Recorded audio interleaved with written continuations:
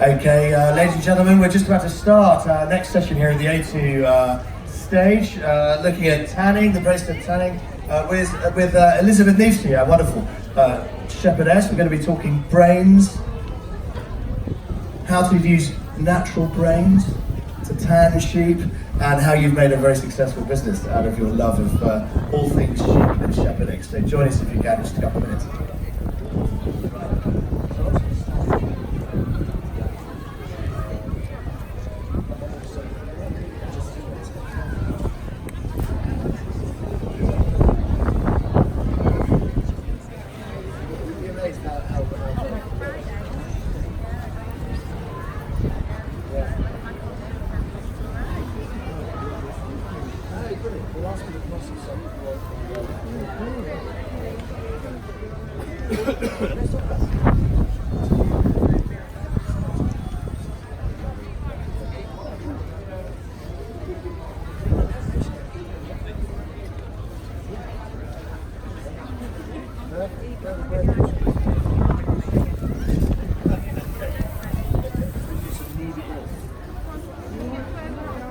Put them at the front.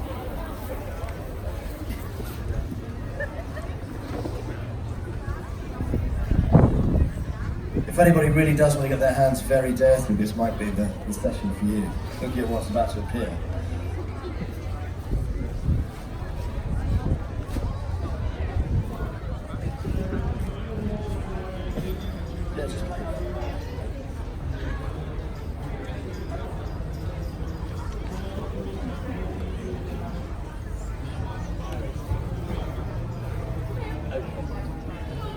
Okay, ladies and gentlemen, we're going to start now this our first afternoon session here on the A2 stage with our partners, the Rural Business Awards, and we're using these afternoon sessions here this week to really get a snapshot on some fascinating rural businesses which have allowed their owners to kind of pursue passions which they probably didn't know they had for entrepreneurship, but also the subjects in question when they were young. Elizabeth Nifty, we've got you down as a shepherdess, but actually you do a lot more than that too. And you never started out with a farming background, did you? No, I actually trained to be an actress. I went to college and did a degree in acting, and then I had my son. So I decided that I part homeschooled him as well. So I decided I wanted to find something, get back to nature, and find a job where I could be with him at the same time, but be outside. And so I went back to college and I learnt countryside management. And through that, I started to volunteer for the Wildlife Trust, for the flying flock of sheep with the Wildlife Trust. But you've since moved to have your own farm at one point with 100 sheep or so, which give you these amazing fleeces. So what persuaded you to kind of really grab it with both hands and make it your own? Because it's completely different to what you started out doing. It is. But I think that it's something that I've always wanted to do. And so I had a bit of experience with the Wildlife Trust and with the sheep there, because we graze all the nature reserves. And so I decided to learn more about mob grazing. So I got my own flock of primitive breed sheep. Primitive breed because of the way that they graze. They're very selective, they're very small sheep, and they have beautiful fleeces. So primitive in that they're Icelandic cross Shetland, that's the breed that I have. So I got my own and decided to rent some fields all across Nottinghamshire. So I have like 3 or 4 different sites. I don't actually live on a farm. I just live in a normal estate, normal house, and I go out to work with all the different fields, and I'm constantly moving the sheep. But I wanted to use every single thing from the animal. If I'm going to have animals, I want to be able to respect everything about them, if I'm going to use them. And I taught myself how to blade shear traditionally as well. So I'm trying to be an example, I suppose, for a smallholder, for anybody that wants to do this, to start off. I'm doing it on my own, so I want to show people that anybody can do it. You don't have to have a farm, you can just rent a few fields, have a few beautiful sheep, but make the most of wool, because wool this is why I started it. It's too undervalued, I would work at the Wildlife Trust and I'd be so frustrated because so much wool was just wasted, it was just thrown away. Or we'd get about, 20p a kilo from it. So I decided that I started off with these woven rugs here. I'll just get this one. So this is This is Herdwick wool. Now this is just an example. Herdwicks, if I have sheep at home, they will be Herdwicks. Yeah. They're gorgeous. I have Herdwicks as well, and this is just an example, but my greatest achievement, one of them, I made a 90 square foot woven Herdwick rug, which is 90 square feet? Yeah, 90 square foot. You live in a big house. It wasn't for me. It went to Ireland to a farmhouse, and I had to ship it across there myself because I had to weave it on that. There is a peg loom, but I have a very big peg loom. I'm just going to hold this up for anyone else to know. Here we go.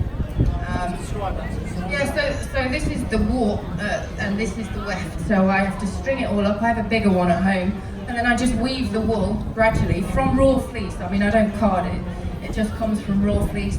And I started off making the woven rugs, so I could just make beautiful, earthy coloured, items, but sustainable things as well. But you say earthy colours. I mean, looking at the fleeces behind us, I mean, the range of sheep that you've gone for, these early breed, the primitive breeds, rare breeds, they are really enticing, aren't they? They're really amazing. This is a pure Icelandic. They just have beautiful structures and colours. I mean, I've never seen sheep, they're almost like goats. But it's almost Herdwick, isn't it, actually? Could be. Yeah, Herdwick. I don't think I've got a Herdwick one. This is a Dutch sheep. I did a bit of wool exchange with a lady in Holland. I sent her some fleece, she sent me some. But all of these are from my sheep. So the sheepskins that I've tanned myself, but also these ones are felt back ones, so they're not leather, they're backed with felt. So if you're sensitive to that issue and you don't want leather at home, then you can go for the felt backed as well. Yeah, exactly. But what's interesting, I think, is that you've taken your passion for this and you've really delved back into some really ancient crafts, going back thousands of years in the way that you do it. Yeah. So the reason I did this was because originally I started off and I would do what most people who have sheep do, was sensible for me, and it really bothered me the fact that we waste so much. So the skins, the pelts will go off and they'll be burnt or they'll be sent to China and mass produced. But also the bones and everything. So I started to think, how can I use everything? And I started to research a lot of traditional native methods of tanning. So over the course of a year, I've only really been tanning a year, I've made many mistakes and I learned how to brain tan. So brain tanning is a traditional native method from the people of America, Canada, called Turtle Island. And the way they would do it would be to use the brain of the animal. So every animal has enough brain to tan its own hide, apart from a buffalo. Because a buffalo is too big. It's just huge. Talking of buffaloes, if I could say about the story that I just did. Because you've just come back from Canada. On Monday, yeah. I just got back. So, working with the Mohawk. I went to stay with the Ganungahugger, they're called, which we know as the Mohawk people. Ganungahugger. Ganungahugger. Okay. Traditionally raised, or still in ceremony, so everything, the moon, they talk about the moon, and we still do ceremony about that. And I brain tanned a buffalo hide. So I acquired a buffalo hide from a farm 20 minutes down the road from me. And yes, you do. Buffalo hides available on every street corner in Nottinghamshire. And then this would have traditionally have been done by maybe 6 or 7 women within the nation, not by one woman on her own. In the Midlands. So I knew it was going to be a task. But when I set myself something, I kind of tend to do it. So I used my son's trampoline as the frame to get the buffalo on. I strung it up. I have some pictures somewhere of me with the buffalo with the teepee when I presented it to them. It took me 6 weeks to make it, so I had to flesh it all. And this is what I got every ounce of flesh off it with. So this is. This is proper, anthropology. This is experimental archaeology, isn't it? So I made this tool, and this is what they originally used, and this is a serrated edge, and so it's on the trampoline, and you're basically going like that, getting all of the flesh off it. Now I made a video documentary of this, which is on YouTube. So if you want to know how to brain tan a buffalo hide, it'll be on. Anybody got anything planned for next weekend? I'm thinking this could take off. Yeah. So I just kind of made it up as I went along, but it felt like it was within me. I knew about it, Your sense is that there's something innate within us all. Yeah. And I in a previous life, if you don't know, was an archaeologist.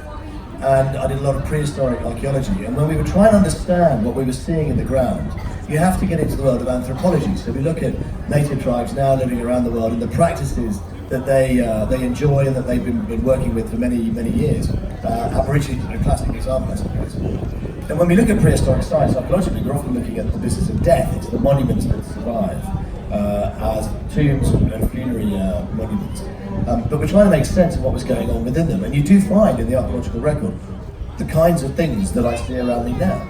But you've actually brought them back into use, which is really interesting. So you are absolutely kind of bringing a life many thousands of years ago back to life, but then working with modern native communities in North America that absolutely take it for granted.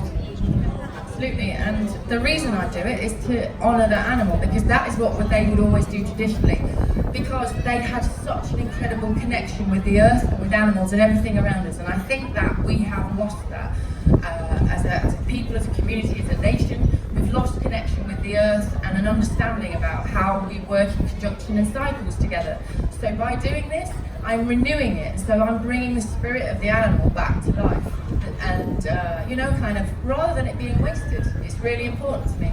So just talk us through when you went to see the Mohawk. I'm really fascinated with what you were expecting to learn and what you did learn and the kind of reception you got.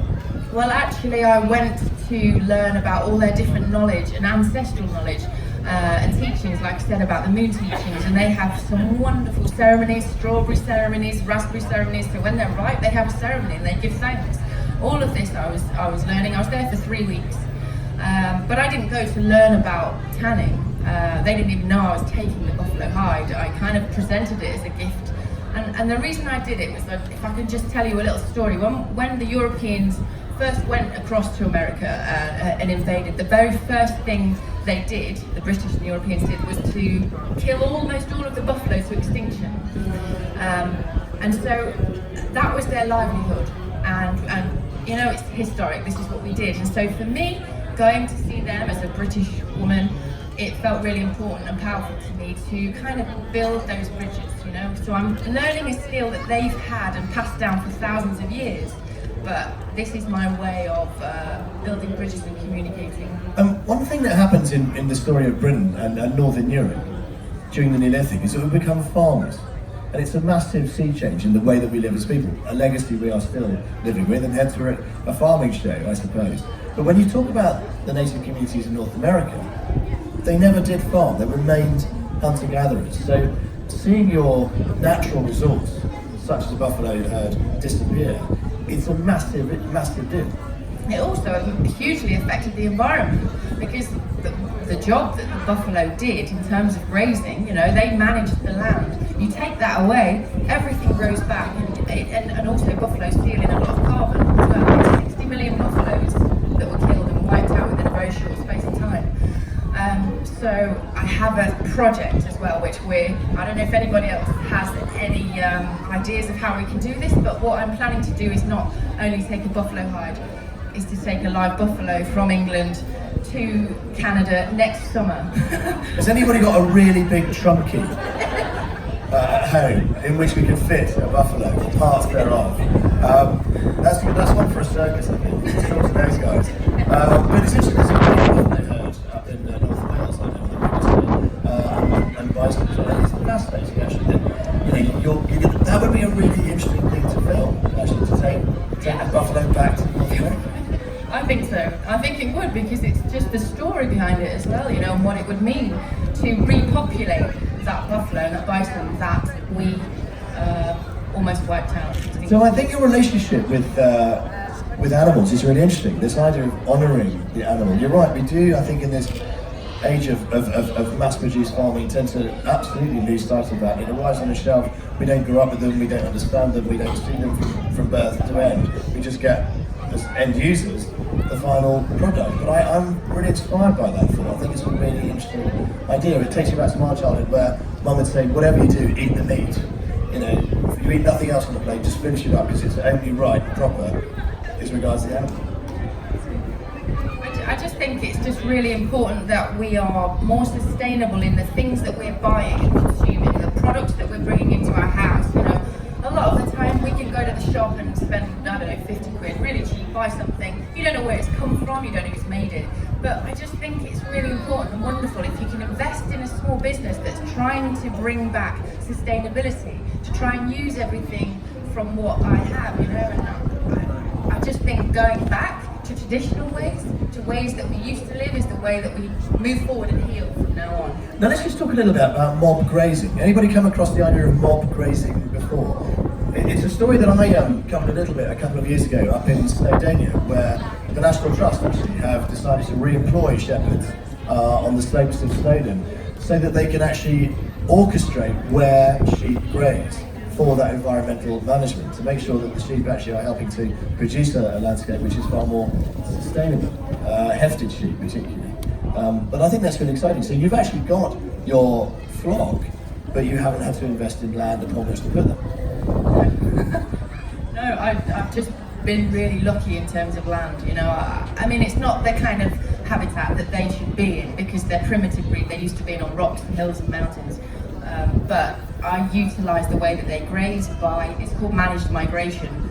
So the way they would have done in the wild, and just moving them gradually, you know, instead of blanket grazing and, you know, not leaving anything for the wildlife, you know, you're kind of just gradually moving them. And you're leaving behind, taking out the invasive species, leaving behind room for the wildflowers to emerge, which then in turn feeds the insects and birds and so on. It's a really interesting model. I remember working with a honey farm down in West Wales, and they had been a small holding with about 40 cattle, wasn't really working on about, I don't know, 50, 60 acres or so. And they suddenly thought, you know what, we're going to get into the business of bees. And so their kind of holding of animals went from 40 cows to 30 million bees, because they recognised that actually what you could do was simply introduce hives to other bits of landscape, introduce the farmers to the idea of having some pollinators on their land, good for the heather and all the rest of it. So actually they now effectively graze key areas of the West Wales coastline where the bees are naturally attracted to, and produce tons and tons of honey. And it's a really clever idea, sort of outsourcing the issue of land. So talk us through a bit more than the fleeces themselves, and they are absolutely beautiful. Anybody fancy one of these at home to snuggle up to in the winter? I think the colours are absolutely fabulous. I think that's what's particularly drawn me to them. So when did you start dealing with fleeces and actually kind of deciding that the fleece was the way to go? It was only about 3 years ago, 3 or 4 years ago. That's when I started making the woven ones. And then when I actually got my primitive breed sheep when I set up a little flock for an eco farm down in the south. And I kind of did a bit of old school trading, so I got some sheep from them in terms of part payment. And I chose these sheep because they were beautiful. So I bought 40 of them home, and that's how I started off. And then I just bred them and had some more. But the colours are just incredible that they're Icelandic cross Shetland produced. I also have Herbics as well. But there's a few Manx mixed in there as well, Borere. And so yeah, I just thought I'll shear them, because I'll just get my shears. I shear traditionally with blades. So I shear all of my sheep myself, all 100 of them. Well, I've got that many now, but so these are traditional blades. So I shear all of my sheep with these, but I don't just shear mine, I shear other people's as well. And I do it with these blades because they... So I do that, I don't want you to cut your arm while you're trying to cut those that back in there.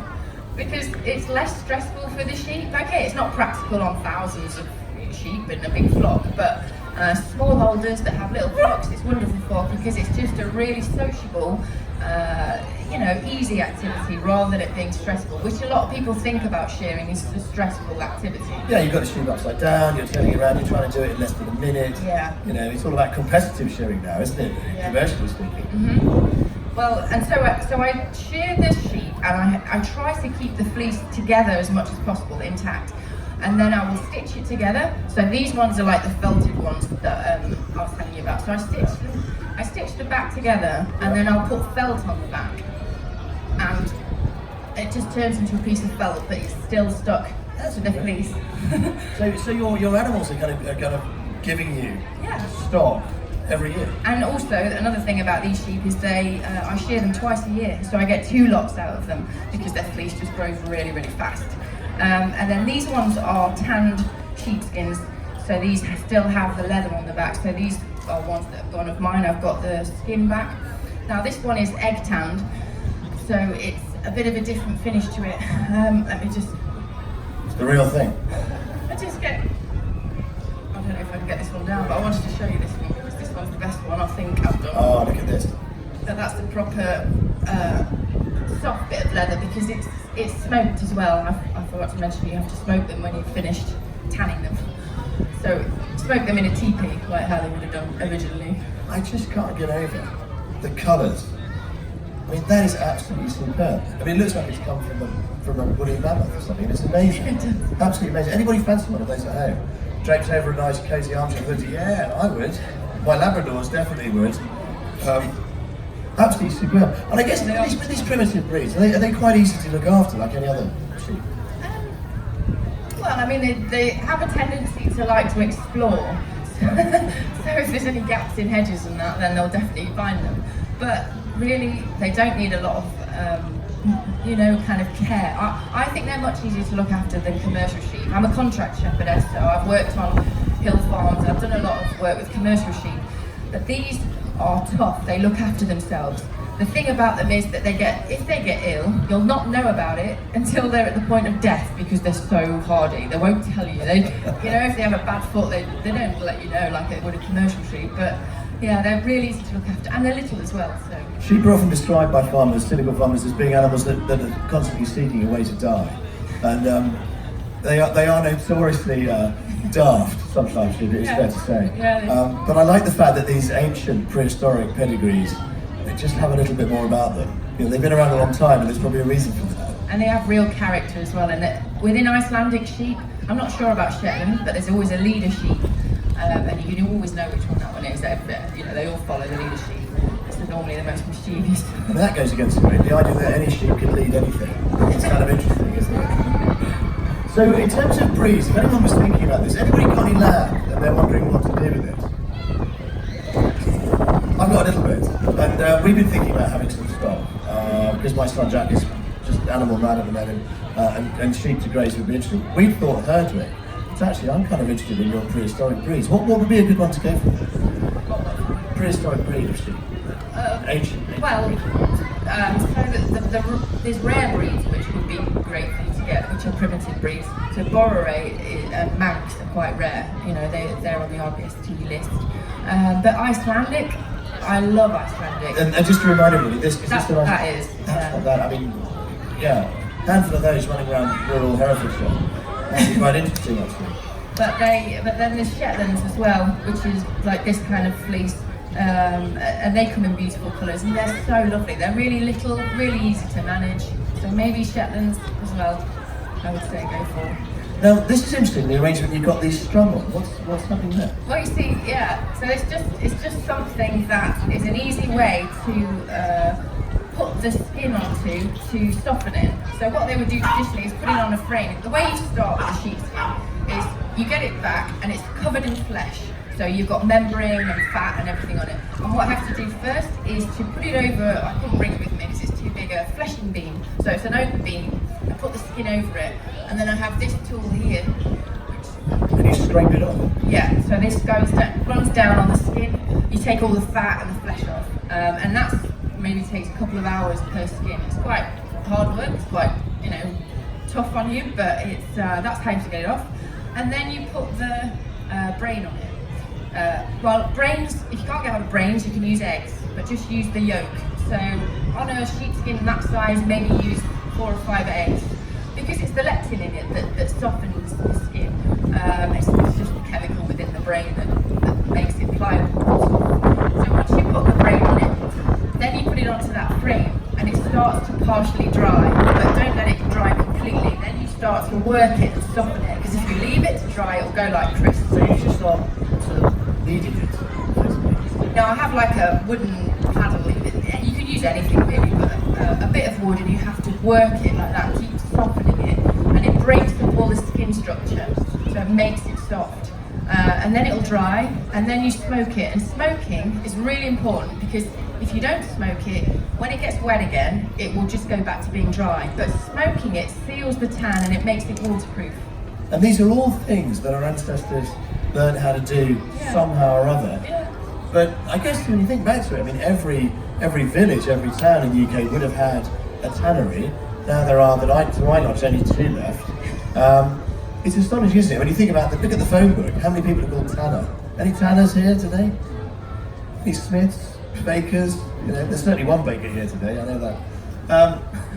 But I guess the point being is that you're revisiting something which seems to make so much sense. I mean, you're using every part of the animal. Yeah, you use the bones as well, like I said, for tools. You use the fat. So I use the fat to tan with the brain mixture, but also you can make candles out of it as well. Out of the fat, tallow, Anybody fancy a go at a bit of brain tanning? Is anyone brave enough with this little girl here? But in fairness, I don't think... I'll just show you what it looks like. It's just in a jar, but it's like a pink solution which you have to then work. Hang on, that was a bit of a flash, wasn't it? You have to work it. It's not actually what's on the jar. Available in all good stores. It looks like milkshake, actually. Yeah, it doesn't smell like of a sort. Yeah, it doesn't smell like milkshake, I bet, yeah. But then you kind of pour it on and work it in. Yeah, so we could put the hide on here if you want, and then we'll pour some brains onto it, and I'll show you. Who wants to see this then? Roughly what it looks like. It's an ancient and time-honoured craft, which is what makes it rather interesting, I think. It's another fabulous piece. I'll take this one off as well. There we go. Right. So this is Wear that round as well. The new look for winter. Welcome to Countryfile. I should do this on the floor really, but it's when John Craven was at school, this is what they wore. So what you have to do, you see here, this is a raw hide which I've got back and I've fleshed. So I've taken all of the membrane and the meat and fat off it with the flesher, like I said. Now, if you wanted to get some skins like this, but you can't tan them straight away, you just preserve them with salt. Just cover it in salt and it'll last for a year. This one is covered in salt, isn't it? I've got most of it off, it's got a little bit on it, but it's fine. And then all I do is... Yep, there we go. I blended this as well, by the way. You have to put it in a blender. Such a thing as a prehistoric magic mix. I don't use it. Oh, there we go. There we are. I wouldn't normally use gloves. What does it smell of? You come and tell me. But I just got today, so this is... It smells of leather, actually. Yeah. Washed up brains and it's... So what you have to do is just work it in like this.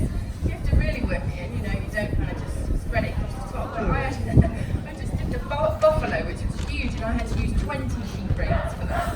Just all blended with butter and soap. I mean, it worked out alright. It's kind of, yeah, I mean, it's definitely earthy. I mean, Yeah. So...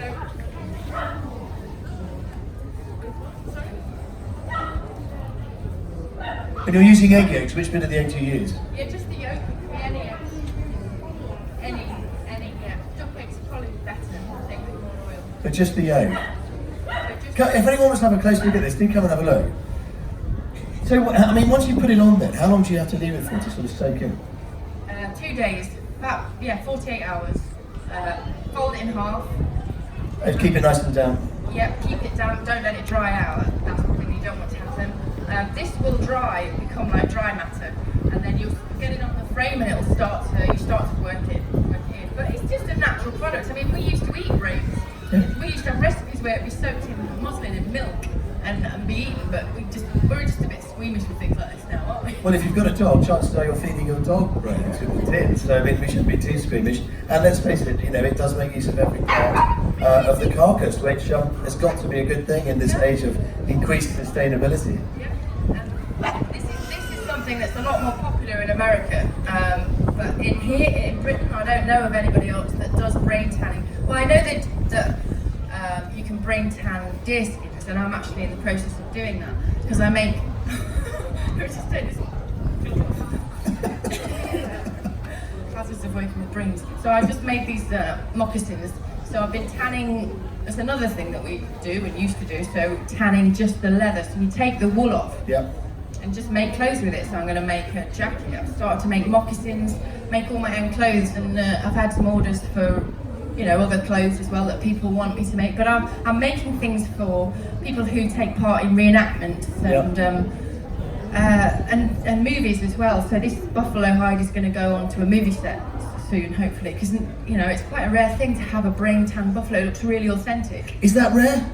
I mean, I'm sorry, I don't think that's that rare, really. I mean, it's an incredible story. I have those shawls as well. This is what I was talking about in terms of wearing them. So they go around your shoulders, and you can take it off if you want. Put it on. Anybody fancy wearing one of these? Who wants to try? Who wants to try? Come on, come and try one on. Oh, look at that. Oh, yeah. Oh, look, come on, wait, look. Come on, up you come, there you go. What's your name? Arietti, right, there you go. Got private fitting. But they're very Game of Thrones. Oh, that's good. Come on, turn around, let everybody see it. There we go, how about that? That's fabulous. Now, Nice. yeah? Would you be seeking one of those? Absolutely. Yeah. Isn't that great? I'm a vegetarian as well, but I love the fact that it's fun packed Yeah. and the fact that you're using the whole animal is amazing. Oh, good. That's good. Fabulous. There you go. Yes, I'm afraid you'll have to take. Yeah. Oh, that old trick. Yeah. Great. They're lovely. Absolutely. So, of course, you're able to still innovate all the time with what you do with your products. At least you've got the yarn here as well. Yeah. So you're spinning that off too. I try to incorporate local businesses as much as possible with everything I do. So this was sent down to Shropshire. His name's Cozy Yeti, and he's a wonderful hand spinner. Cozy Yeti. Yeah. Love it. Cozy Yeti. A great friend of mine owns a wood. He's a green oak expert. He's actually genuinely called Sherwood, which is ridiculous. And he spun this, hand spun all of this in different colours. So this is the colour of my flock, and I hope one day to get a jumper out of it. Or, I do sell it in my shop as well though. Amazing, absolutely amazing. I mean, your journey, I think, is fascinating, not just because of the way that you've been able to engage your own passion for animals, and I think also do it genuinely, sustainably. But you've also, I think, enlivened, not just you, but I think the rest of us listening to this, about the life and work and the skills that our ancestors, prehistoric ancestors in particular, would use. But you've also found those skills very much alive and kicking in North America. Let's just go back to the recent trip you made with the Mohawks. What was the big takeaway from that experience? Wow. Probably several, but... Oh, it was one of the most incredible experiences of my life, because it's learning a different culture, it's understanding the way, because not all of them, they've lost a lot of their culture, but they still, with the people that I went to, they still live traditionally. And like I said before, everything is to do with caring about the earth and understanding how we live in conjunction with the earth, and we just honour everything about it. And like I said, I just think we need to get that back a little bit more. So it was a wonderful experience, and I'm working with them now, might there be an exchange? Might they come over here and see what you do? Well, I hope so, yeah. I think they will do soon. But I actually work with some schools, so I went into some schools and I've been their moon teachings. These moon teachings are ancient teachings, they've almost been lost, but he's bringing them back from the Mohawk Nation, and I beamed them live from Canada in their garden by the teepee into my local school to teach the children about the moon teachings from the Mohawk Native Nation. Isn't that fantastic? I mean, for me, my life changed when I read a book called The Songlines by Bruce Chatwin and his great exploration of the Aboriginal culture in Australia, and their rich and deep appreciation of the natural world, the rivers, the rocks, the trees, the animals. Everything has a spirit, everything has a name, everything has a measure of respect, and we all share this planet, and that sense of sharing and equality, I think, is the thing that really moved me about that Aboriginal understanding, and that clearly is what they're doing. We're very good at creating artificial beliefs, actually, but when you kind of get down to what makes the world actually tick, and what makes the world what it is, to me there seems to be something inherently sensible about understanding the natural world in that way.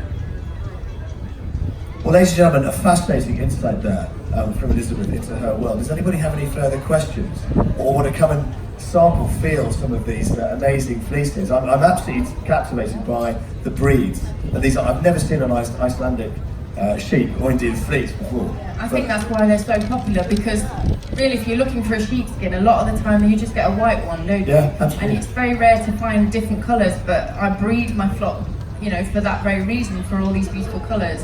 And then, so anybody that likes them, most of these are for sale, but they're all also on my website as well. I do happen to know where one of the costumiers for Game of Thrones lives, so I might give you clearly all of this will look fantastic. Any questions, ladies and gentlemen? Anybody? Well, Elizabeth, thank you very much indeed. Very, very inspiring. Do come and have a look, guys. But thank you very much. You know, another fantastic example of somebody who's taken their passion for something and turned it into a viable business. But also, I think, teaching us quite a lot about our past. Useful reminders, all of it. Elizabeth, thank you very much indeed. You're welcome. So plenty more to come here on the 80 stage this afternoon, but in the meantime we'll just reset it all very quickly for our next session. But thank you very much. One day you've got a signal, one day you haven't. One day it's not working.